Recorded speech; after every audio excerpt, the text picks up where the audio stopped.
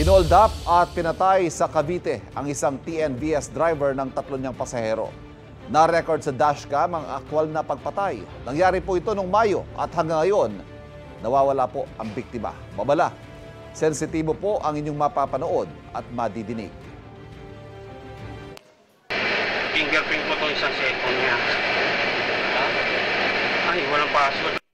Pinapabit yung puso. Hindi ko makuha. May ngalo pa yan, tuluyan yun na. Patayin ka na namin. Batay sa CCTV, sa Parañaque sumakay ang 3 suspect sa SUV ng biktima. Maya-maya bumalik malapit sa pick-up point ang SUV. Buo ang isa sa mga salarin at may kinuhang kutsilyo sa isang halamanan. Ayon sa National Bureau of Investigation, hinold up at pinatay ang biktima habang bumibiyahe pa Cavite ang SUV.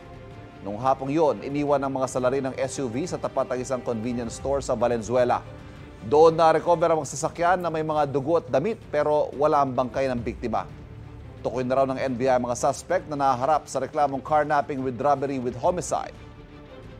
Nananawagan ng tulong ang pamilya ng biktima para ma-recover ang labi ng kanilang kaanak. Ang pinaka-main goal po talaga namin is makita po siya. Kung may ginawa mo po talagang hindi maganda sa kanya, kahit mabigyan na lang po namin siya ng maganda at maayos na libing po.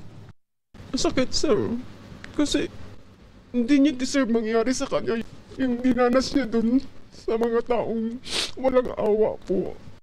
Pata siyang lumaban sa buhay, hindi siya nangluloko ng tao. Igan, mauna ka sa mga balita, mag-subscribe na sa GMA Integrated News sa YouTube para sa iba't ibang ulat sa ating bansa.